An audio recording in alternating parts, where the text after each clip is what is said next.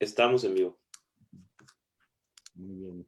Hola, muy buenas tardes. Bienvenidas, bienvenidos todos a este programa que Siga el Arte, una sesión más de esta actividad cultural que tiene el Consulado de México junto con el Centro Cultural Mexicano. Para nosotros es un gran honor tener el día de hoy como invitado a José López Gánem, quien es non-resident research fellow of the Fine Cacao and Chocolate Institute at Harvard University.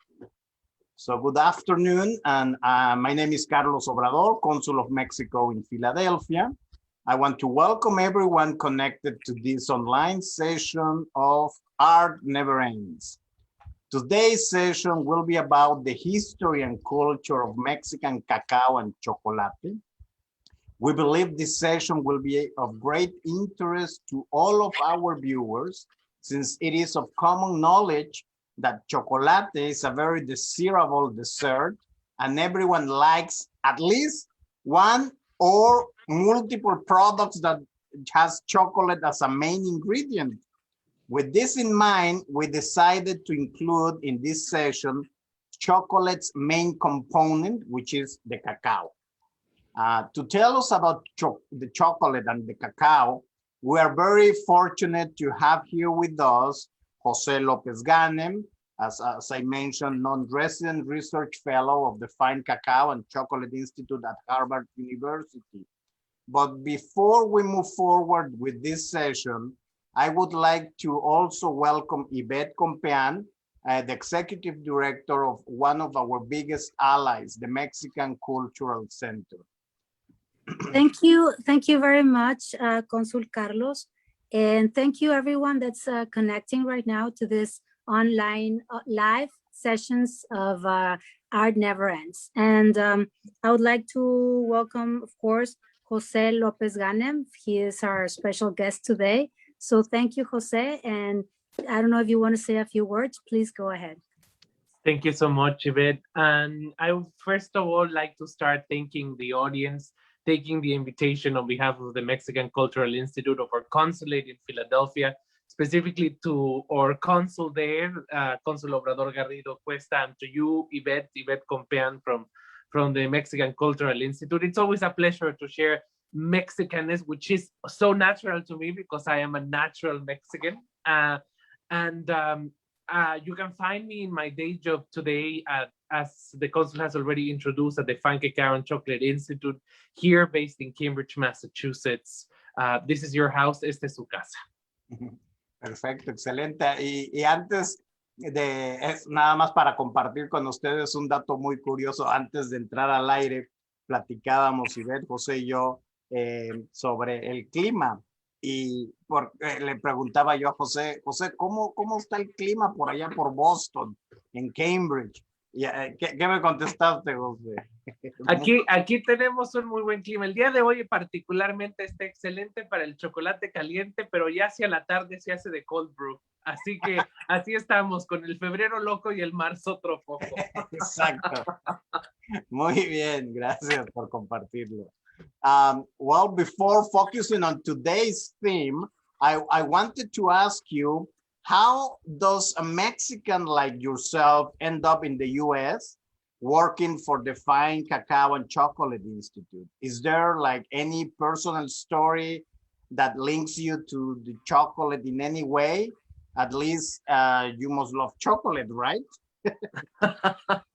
I want to start that by continuing our talk of the weather, because every time someone asks me, how do I find myself at FCCI in Boston, I say, during the months of winter, I really don't know why I'm here. But mostly through 3 seasons of the world, my answer is, I had the opportunity to, as I think many of our compatriots in the American Union that are Mexican born, to study in the United States for my undergraduate and graduate degrees. It's a great way to get absorbed into the talent. I think that there has been, just as a note to that, a lot of recent politics that says that our country is not sending their best. I don't think I can be considered the very best, where we are sending quite very good talent across our border, and we are harvested through it depending on professional or personal classifications or certifications we're able to complete.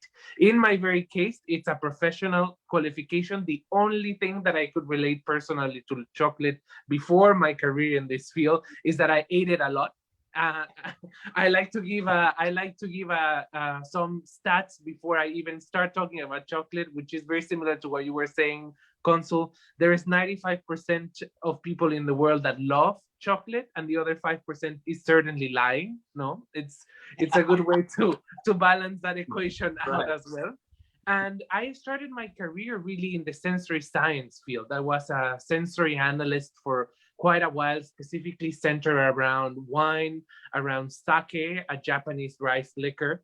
And that brought me into a part of the debate in which the chocolate industry is focusing now is, how do we taste fine chocolate? What do we do with chocolate that it's presumably better than what we can get in our grocery store, in our bodega, here in Boston, in Philadelphia? This is where I come in, and I have been enjoying 3 years of this debate, not only from the scientific part, but most importantly for me and for my team, from the anthropological part. Is what does this good chocolate, what does fine chocolate can do better for the humans who are behind it, from the farmers all the way to the producers, and hopefully for the consumers as well. Great, thank you for sharing that. And can you also share with us, like, what does the Fine Cacao and Chocolate Institute exactly do? Absolutely, Consul. The Fine Cacao and Chocolate Institute was founded by a Harvard professor, a colleague of mine, Dr. Carla Martin, and a series of stakeholders in the chocolate industry in 2015.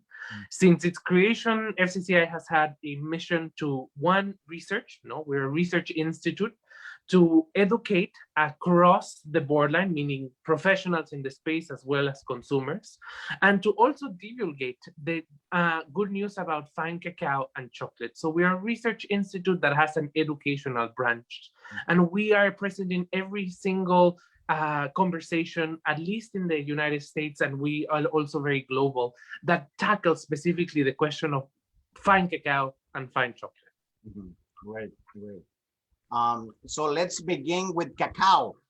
In some documents, we can read that the cacao tree was discovered by the Olmecs in Mexico, while there are others that say cacao was first seen at the Amazon region in the area that we know now as Peru, Ecuador, and Colombia. Can you tell us where does cacao really come from, and why do you think there are so many different versions of the origins of the cacao? Consul, I have to say, every time a diplomat asks me this question, specifically a Mexican diplomat, I ask them if they are ready to give me political asylum somewhere that it's not Mexico, because I always get the part that I have to be scientific about it. I hate being an academic in this particular question. I have to break everybody's heart to start talking. The origin of the tree does come from the Amazon basin. There's repetitive evidence that cacao, as we know it, Theobroma cacao, which is its Greek nomenclature, comes from the basin of the Amazon, today a region shared mostly by Brazil, Peru, Bolivia, and Colombia, Ecuador a little bit as well.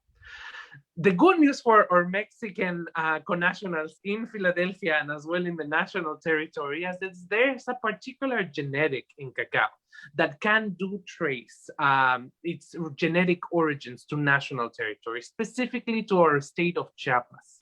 This is the El Theobroma cacao, and there's plenty of national researchers in universities in these states and the neighboring Tabasco that can prove that this origin of this cacao genetic does come from Mexico, and it's actually very good tasting.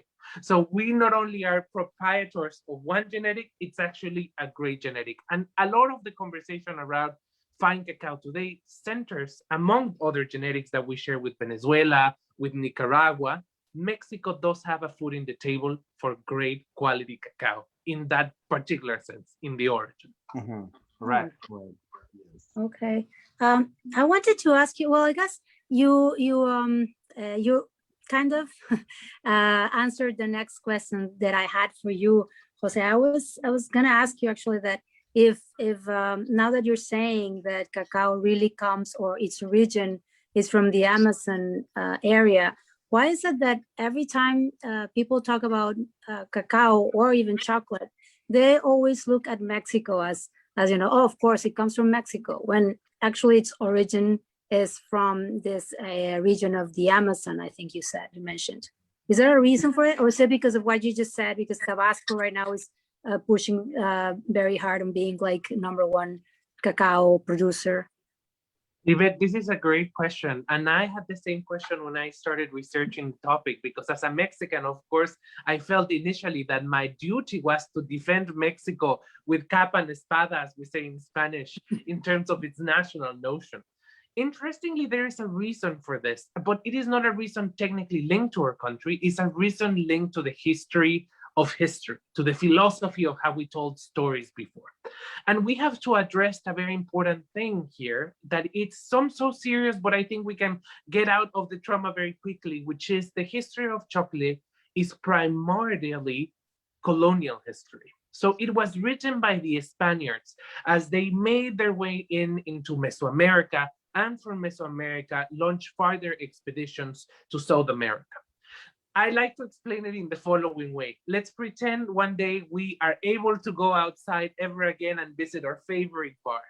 And when we're sitting at that bar, we get a cocktail menu, but instead of saying, I don't know, margarita or Negroni or martini, we get a list that says cocktail 1, cocktail 2, cocktail 3.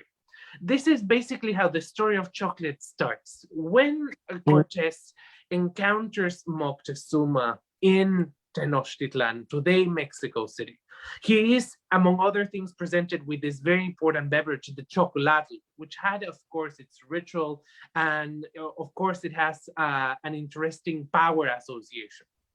However, when the chroniclers of Spain start narrating the chocolate history, they do it so departing from the origin being linked to the Aztec Empire and so forth, for example, the Olmecs, the Mayans, and other populators of northern Mesoamerica. So this story really generates around the idea that chocolate is originating from here. The idea, it's in many cases truth. There was a good enough consumption and enough culture around the conditioning of cacao and the making of different cacao-based beverages all over our national territory before the Spaniards came to the America. Chocolate was the cocktail of the Aztecs, but if we were a little to go south to visit or Chiapas, to visit what is today Chiapas, we will find other types of cacao-based beverages. And even if we go to the south to what is today present El Salvador, in the region of Izalcos, we will actually find a drink that it's called chocolate, even in pre-Columbian. Even the name was actually from pre-Columbian times. So this is a culture we share with Mesoamerica. And the question is, we have started, or we are continuing to narrate it as the colonialists did when they first found themselves in Mesoamerica. So right now we're living out of or we have more the how do you call this, like it's something that we didn't, or I mean it's not our cacao plants, but we've made it famous, let's say it that way. Let's put it that way. That's nice. In a nutshell. Yeah, basically. So as I was preparing for this, getting ready for this interview with you, I was reading a lot about cacao and chocolate. And I love chocolate. I'm a chocolate lover. I'm a fan, right? But it came to a surprise to me while I was reading about this cacao and chocolate. It said that cacao had a lot of properties. It is called a superfood, right? It has, I was reading this, it has iron, potassium, magnesium. It's like, has a lot of antioxidants. So it's actually a superfood, right? So my question is, right now, if what happens to cacao when it turns into chocolate, that it loses all of those properties? Like, why is it that if I go to I don't know, a pharmacy, a CVS, and then buy a chocolate, I'm cheating on my diet? And I'm not like, I'm eating super healthy, you know, I'm having this bar. Like, what happens there? I know this is not a class of preparing or doing or making chocolate, but could you tell us a little bit like what happens to cacao when it actually turns into chocolate? Absolutely, Yvette. And just out of the get-go, I have to say that there's only two types of fats in the world, the healthy fats and the happy fats. So all of them are good for you and you're never cheating on your diet. This is my industrial duty to promote chocolate everywhere I go. But just to answer your question, I'm pretty sure we all, that or listeners, you personally, have had the opportunity to, for example, talk to a person that is a nutriologist or knows a lot about nutrition, and they tell you that you never boil vegetables and then throw away the water because that's where the nutrients are. So let's take a little bit of that metaphor for a second and think about of cacao. Cacao is extremely complex in its conditioning. It grows on trees. It doesn't fall like an apple when it's ripe. Producers have to be very knowledgeable about when to cut this crop. Then the whole entire conditioning, it's not that you just cut it off, put it on a FedEx bag and it will ship to whatever the chocolate company is. No, actually cacao professionals have a whole process that they have to go in, which they have to open the pots, generate an enough volume of cacao fresh seeds in order to start a natural fermentation. In this fermentation, it's itself very complicated. If you have, for example, touch base with our peers in tequila or wine in the Valle de Guadalupe, fermentation, they might tell you is everything. And after fermentation, you have to dry it. You have to package it nicely because it can absorb any other odor that it comes across when shipping. And then it reaches the chocolate factory where it is further roasted, winnow, which means separating the shell of the now dry cacao seed into the chocolate pulp, if we want to call it, or in the cacao seed. And then it goes through a process of mixing, melanging, the addition of sugar. Of course, there can be addition of many other things. So at the end, and I hope I didn't lose anybody in this sequence, it's a very complex process. And just as your vegetables, when they get submerged in water and they lose some nutrients, all along this process, we are swapping and changing all of this, as you very properly call it, antioxidants, fibers, nutrients, in order to get or to arrive to a final product. Of course, on top of the sundae, if we are to add milk and sugar, it is a superfood, but perhaps not in the definition that we can agree that a superfood will do to your body. You will get very supper, but not necessarily in the way or in the power that you are expecting.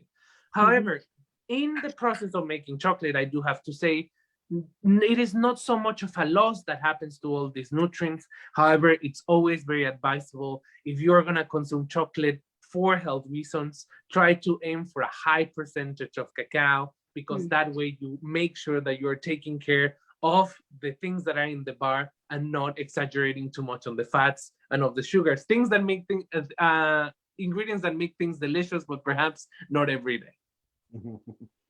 Okay, so your suggestion is to go like high on the percentage of cacao, like a 72% or something like that, that we read on labels. Is that like a better thing? This is correct. And normally what you will find this percentage very protagonically in your label. You will walk into the Walgreens or into the CVS and it will be a 70% big and clear in the center of the bar. Okay, I'll take that into consideration. That's very good advice. Yeah, definitely. Don't do it too often, then you will lose the happiness, and that's also bad. Right. Yeah. So well, let me ask this question, and I'll switch to Spanish just real quick. But también hay países, por ejemplo, otras regiones en el mundo productoras de cacao. En África, por ejemplo, con climas similares a los que hay en Mesoamérica y Sudamérica, en la región del Amazonas. ¿Qué nos puedes comentar, platicar de la producción de cacao, por ejemplo, en África, en algunos países africanos? Claro que sí, Cónsul, es una pregunta extraordinaria que frecuenta mucho la mesa de discusión en México, sobre todo en temas industriales, porque qué envidia que estos países africanos tengan toda una infraestructura para la producción a tales niveles de cacao. El 70% del cacao en el mundo viene del oeste africano, en particular de Costa de Marfil y Ghana, que son colegas y ya tienen incluso relación directa con nuestro país, pero que de cierta manera a mí me gustaría para la audiencia ponerlo en el contexto de algo que es muy mexicano y que seguramente conocemos, que es Pemex. Si nosotros hoy volteamos a ver a México, Pemex sigue siendo 1 de cada 3 pesos de nuestro presupuesto público provienen de alguna actividad petrolera. Veámoslo también en el contexto de Ghana o Costa de Marfil, en donde una significativa parte de su presupuesto público, de sus empresas, de su sector privado, viene de la venta también del cacao, y del cacao para exportación. Raramente se incrementa el valor, aunque a pesar ahora ya con la presencia, por ejemplo, de instituciones internacionales, Ghana está ahí tratando de adquirir valor agregado, ¿no?, en su cacao, pero realmente lo que fomenta esta relación es que si bien el 70% de este cacao es africano, ¿cuánta producción de chocolate hay en África o cuánto consumo? Realmente son dígitos, son single digits, como decimos aquí en Estados Unidos. Es el 4% del consumo de chocolate del mundo viene de África. Entonces, una cosa que siempre tiene uno en relación con Latinoamérica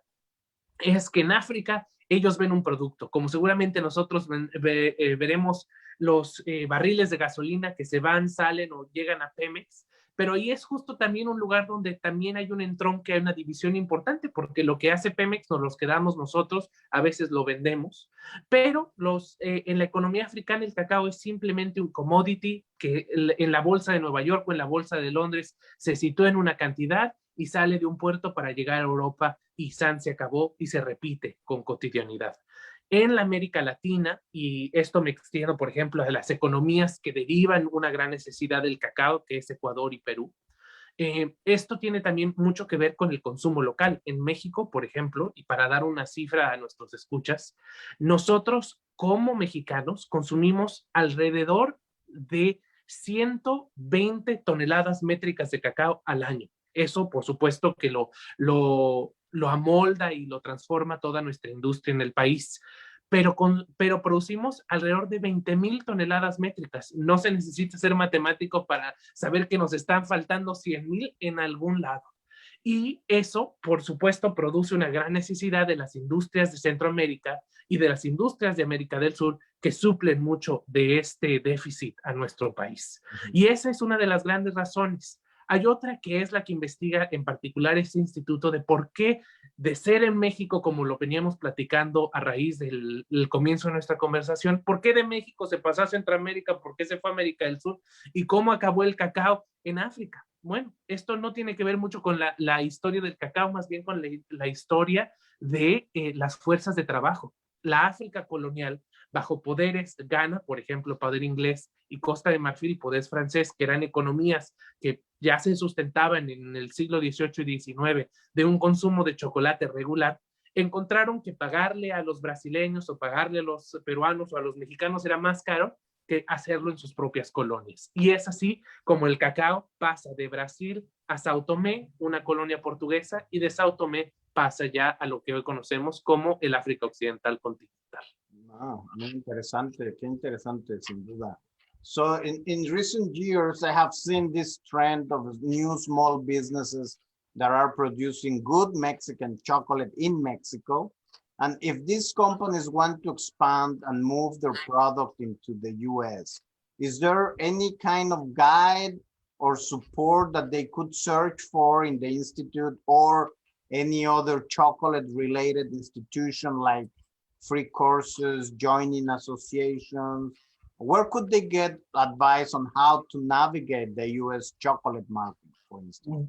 This is an excellent question, Consul. And yes, definitely through the Institute, we're always happy to help any company in Mexico, in Latin America, anywhere really in the world that it's interesting in the US market. The US market for craft chocolate, as we call it, not necessarily for what me or Yvette could find at Walgreens or CVS, but what you might be able to find at Bloomingdale's or your specialty local store, which I'm pretty sure you have one favorite in Philadelphia, is the process in order to get engaged with this buoyant market is you have to go through a proper checks that the United States government has, which is the FDA approved, which people normally in the food sector in our country are very well associated because of our very important economic relationship. But in order to get to these primary sellers, there's a different adjustments that you have to do according to what they like. And today is not so easy to navigate. That's why, for example, a consultant that is in the market could better help depending on our clients or depending on the company that we're talking about. It's not an easy market to get in, and that should be a sign of warning.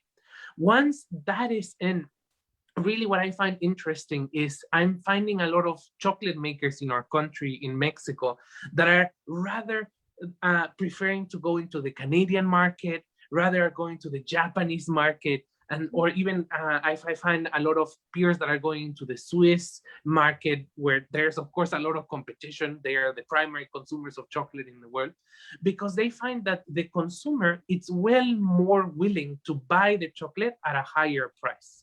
We're talking about chocolates that are made with a lot of thought. We're talking about producers that are incredibly focused either in cacao or chocolate. They are not doing all sorts of products. I'm pretty sure if we were to look at one of the chocolate bars, we will find at Walgreens, we will see that they are owners of Ireland's, hotels and oil companies. These are small retail companies that normally will find themselves in a tight position because they really depend on the income of their chocolate to buy.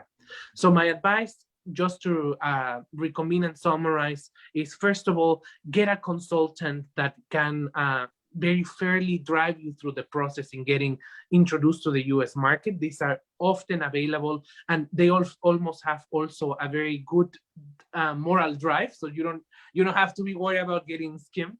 And you can contact our office. In terms of associations, there's a very prominent association here in the US called the Fine Chocolate Industry Association, FCIA, like the Central Intelligence Agency, where you put an F before it. And they also are a very good way to meet these consultants and to also get introduced to the industry. Great, thank you. Very interesting. And what, Jose, as as a researcher of the chocolate world, can you tell us or share with us, how do Mexicans predominantly consume their chocolate nowadays? Like, is it maybe, I don't know, on drinks, or is it on a chocolate bar? Is it mole? Like, how do Mexicans, what's a favorite product of a Mexican when it comes to chocolate? And what's the difference between what you see here in the US? Like, okay, so Mexicans like their chocolate in mole, and the US likes their chocolate in peanut butter cups. I don't know. Like, can you tell us a little bit about that? I'm going to make a magic trick, Yvette, if you allow me. How do you eat chocolate? What is your favorite way as a Mexican to eat chocolate? Oh my God. For me, for a drink? Oh, chocolate de abuelita. Yeah, like, yes, definitely. Consul, what's your favorite way to eat or drink chocolate? Well, I think it's just to drink. I love the chocolate drink. With the old pieces that you had to put on milk, and then with the molinillo, start breaking into pieces the chocolate. But also, all type of chocolate, really. Yes. Yeah, any type of chocolate is good. As long as it is sweet. Because it's bitter, right? The real flavor without sugar is very bitter. I recently started drinking coffee with no sugar, but I don't recognize myself anymore. I have to say I'm getting boring as I age. But no, I have to agree with the sweetness. And this experiment or magic trick was to ponder around that. Fortunately for Mexicans, we have a lot of ways, as you have listed, Yvette, to consume chocolate. No, we have probably from any other country in the world. Maybe we share this with the Dominican Republic, Central America, and Colombia. But from out there, there's a very narrow mindset on how to consume chocolate. However, we do have our regional differences. If you were to stand today in Tabasco, the main producing region of cacao in Mexico, you will find a certain type of drink, the pozol, that it's cacao based. They don't often recall it as chocolate. It's cacao based drink that is based on corn dough or masa and cacao. If you cross the border into the neighborhood of Chiapas, you will find whole diversity of drinks, pinol, etc., that will associate with that. If you go to Puebla and Tlaxcala, there's another set of drinks. But today, if you go up to Monterrey, one of the most successful bean-to-bar companies, Cacao bean-to-bar, chocolate bar companies, it is based in Monterrey, and they are making European-style chocolate. There's European-style production European-style chocolate production in Tabasco today as well, from the famous haciendas that were based there non pros ultra years. So there's a very high acceptance of chocolate. What we have to be somehow proud, somehow surprised, is that the best-selling chocolate, according to the denomination of origin Cacao Grijalba, which is our DO from Cacao in Mexico, the best-selling chocolate today in Mexico is Carlos Quinto. It's not Abuelita. Mm-hmm. Carlos Quinto. Yeah, I remember Carlos Quinto. I loved it when I was growing up. That was my favorite. Especially for me, white chocolate. The white, I don't know if it has any chocolate in it, but the white one, it was my favorite. I remember. I have to agree, Consul. That is great. And I'm still growing up with it. I still love it. I still love it. I still love Carlos Quinto. And now, as the consul, you might be happy to know that Carlos Quinto has diversified its line. So now they have white, milk, dark, with coffee, with adesso. Okay. Oh, De todos colores y sabores. Sabores, excelente. Yeah. And actually, what the consul Carlos said, that was going to be kind of like my next question. I was just going to ask you like about white chocolate. I'm sorry, Consul Carlos, I do not like white chocolate at all. It's like, I even like, I joke with my siblings because they also are chocolate lovers. And we don't agree on anything. The only thing we agree on is that white chocolate is not chocolate. Not good. Yeah. So, yeah, I was gonna ask you actually, does white chocolate has any cacao in it, or is it just like grasa? I don't know. I have to say, I'm in Team Consul because I do love white chocolate specifically because it makes great desserts. So I have to be on the white chocolate team. And just to tell you where is this cognosis, because as a chocolate expert, you know, I'm ready to talk about the economic comparisons between Ghana and Cote d'Ivoire. I bring my 9 binders, and all my family is like, is white chocolate or not chocolate? So here we go. Here's my standard spiel. And you are the ones that are gonna vote to decide if it's chocolate or not. When in the process of making chocolate, it will be interesting to know, for many people, I didn't realize that nuts until my early youth, that nuts had the capacity to become liquid when they were ground. Peanut butter is the favorite example of the United States, because now you can go to the store, push a button, and you will see peanuts and then peanut butter. Same happens with cacao. When you start milling it, either in the metate, as we will call it from tradition in Mexico, or in a milling machine, of course, the most technical and advanced are all over the world, including Mexico, the cacao will naturally become liquid. If you continue grinding it, you will get a very smooth paste. You can put it in a mold, and that's your 100% bar of chocolate. In chocolate making process, that's called chocolate liquor. It doesn't have any alcohol. It's just liquor for liquid. In order for you to obtain the fat of the chocolate, you put that liquid into hydraulic press. This is not a simple nor cheap process. So that's why white chocolate you only see from renowned brands. You put it in the hydraulic press, you press it, and a liquid, mostly the color of a ripe banana, will come out. No, it's a translucent yellowish liquid. Then gets deodorized. It means you take away the odors of that element, and that you add milk, you add sugar, that's your milk chocolate. You have taken out all the solids. Unfortunately, we were talking about health in the process. All those phenols that are good for you, phenols in terms of color, are removed from that. So you only have that manteca, that fat that naturally occurring in all nuts, and you make white chocolate. For me, because it comes from cacao, and you can have white chocolates that are very elevated in the content of cocoa fat, is chocolate. I don't know, Yvette. Did I convince you? Consul, what do you say? Yes, you did.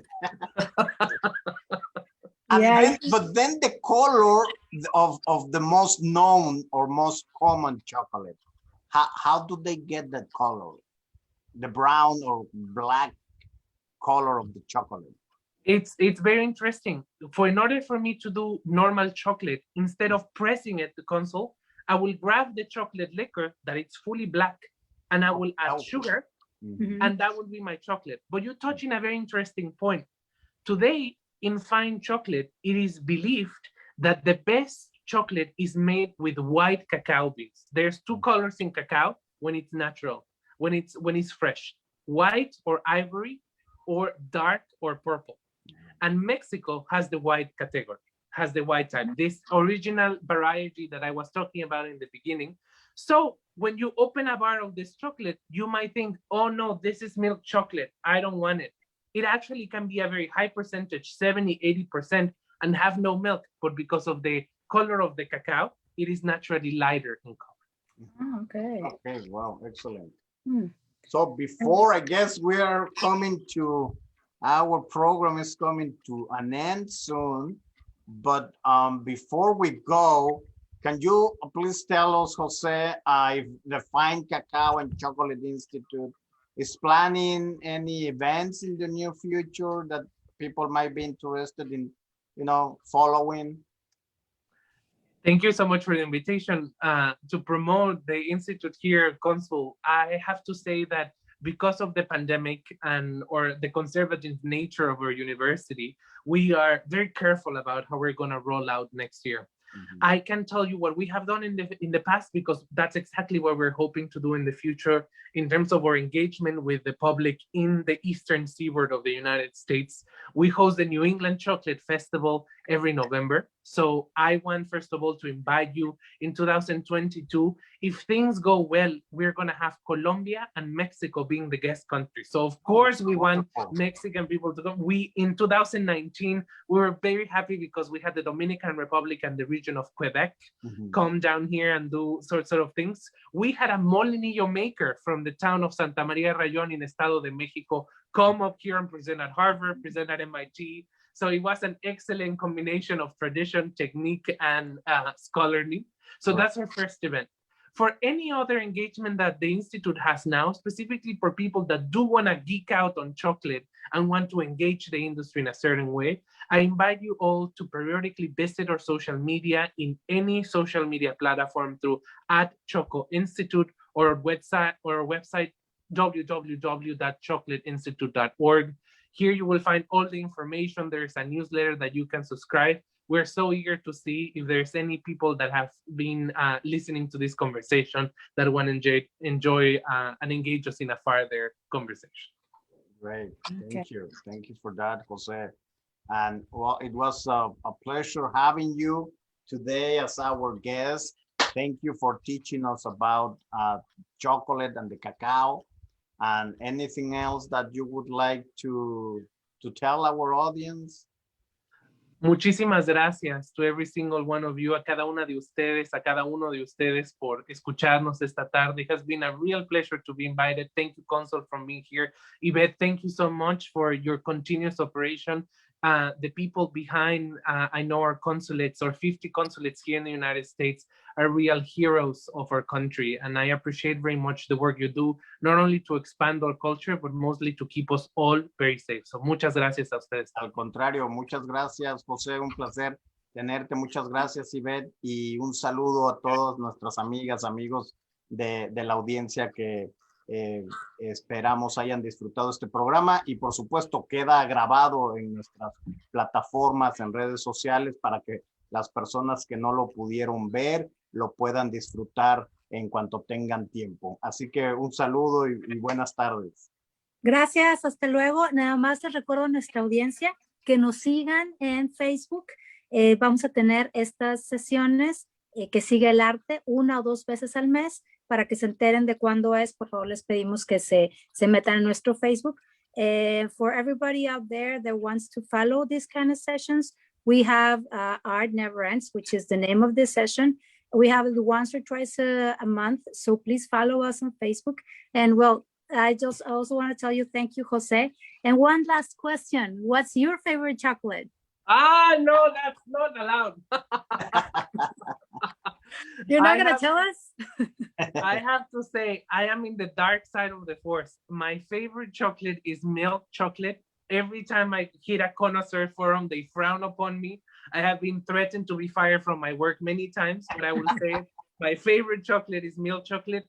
But also, when I'm in Mexico City, I don't miss the opportunity to go to El Cardenal nearby the Cancilleria because their hot chocolate and the conchas con nata. Oh, it's unbelievable, right? That's true. Thank you for the question, Yvette. Okay.